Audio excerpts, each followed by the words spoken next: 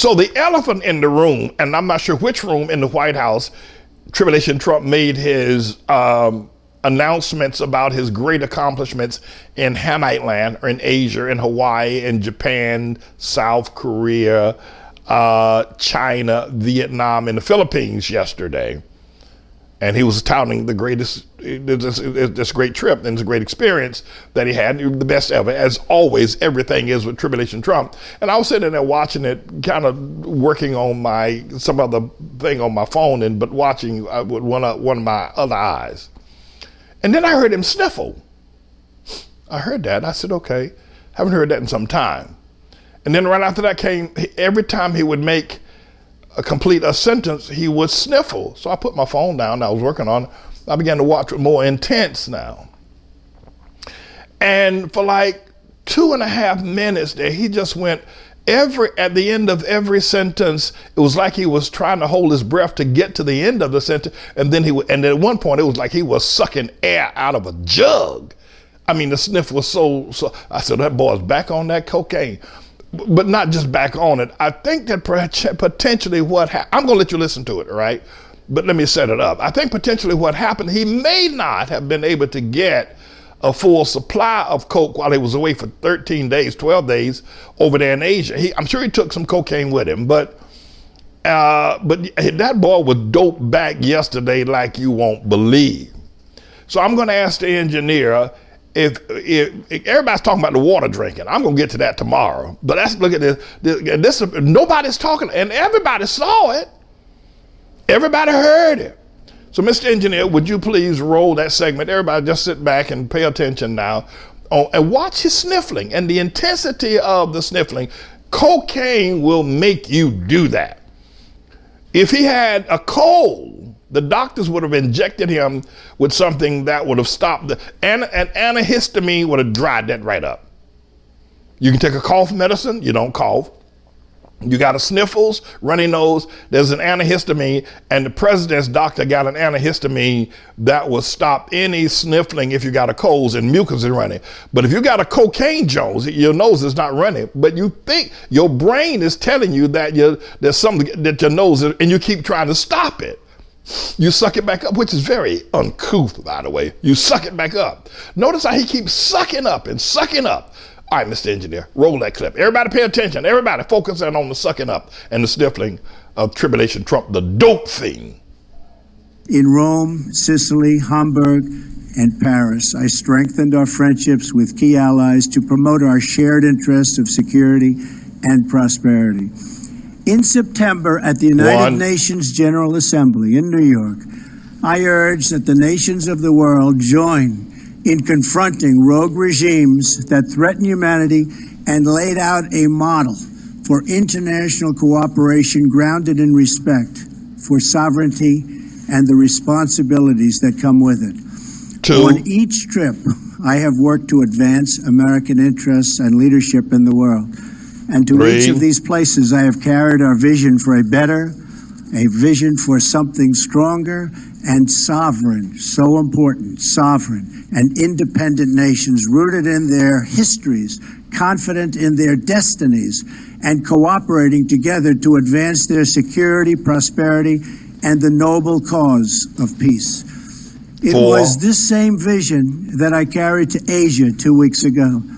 And it was this same commitment to you, the American people, that was always at the forefront of my mind and my thinking. Our trip was defined by 3 core goals. First, to unite the world against the nuclear menace posed by the North Korean regime, a threat that has increased steadily through many administrations and now requires urgent action. 6. Second, to strengthen America's alliances and economic partnerships in a free and open Indo-Pacific, made up of thriving independent nations respectful of other countries and their own citizens, and safe from foreign domination and economic servitude. And third, to finally, that's a big one after there. many Number years, 7. My insist God, on fair and reciprocal trade. Fair and reciprocal trade. So important. These two words, fairness and reciprocity, are an open invitation to every country that seeks to do business with the United States. And they are a firm warning to every country that cheats, breaks the rules, and engages in economic aggression like they've been doing in the past, especially in the recent past. That is why we have almost an $800 billion a year trade deficit with other nations. Unacceptable. 10, we are going to start whittling that down, and as fast as possible. 11. With these goals, it was my profound honor to travel on this journey as your representative. I explained to all of the world leaders and across Asia how well the United States is doing. 12. Economic growth has been over 3% the last 2 quarters and is going higher. Unemployment is at its lowest 13. level in 17 years. The 14. stock market has gained trillions of dollars in value since my election and has reached record highs. We are massively increasing our military budget to historic levels. The House has just passed a nearly $700 billion defense package, and it could not come at a better time 16. for our nation. 17. Once again, our country is optimistic about the future, 18. confident in our values, and proud of our history and a role in the world. Okay, it's clear that this is the President of the United States of America. He has a full-time medical staff on board with him everywhere he goes. He does not go anywhere without at least 3 medical people and a very specialized doctor trained on his propensities of what he may have, high blood pressure or some other kind of thing.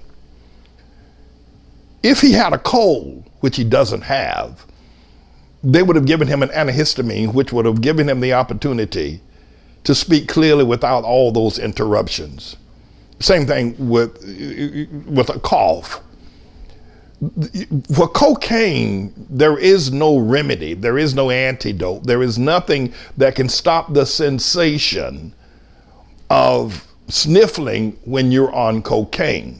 And obviously, the reason why one sniffles like that is because when you snort cocaine, it tears off the inner lining of the membrane of the nose.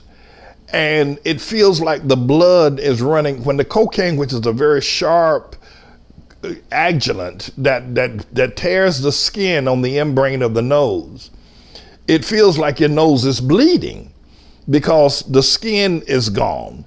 And so you're getting this sensation that there's blood coming out or something fluid coming out. And so you keep sucking it because you don't want to be embarrassed and see it running down your nose. And if you're focusing on a speech, you got something else going on in your mind.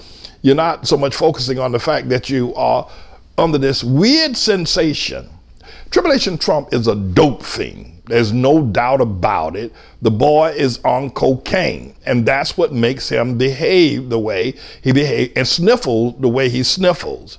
You can argue that he's not, and you can argue maybe others have been on cocaine as well, or others use other kinds of drugs, and that's a plausible way of approaching it. Just don't deny that this boy has a serious cocaine Jones, a serious. And I'm not the only one that saw this yesterday.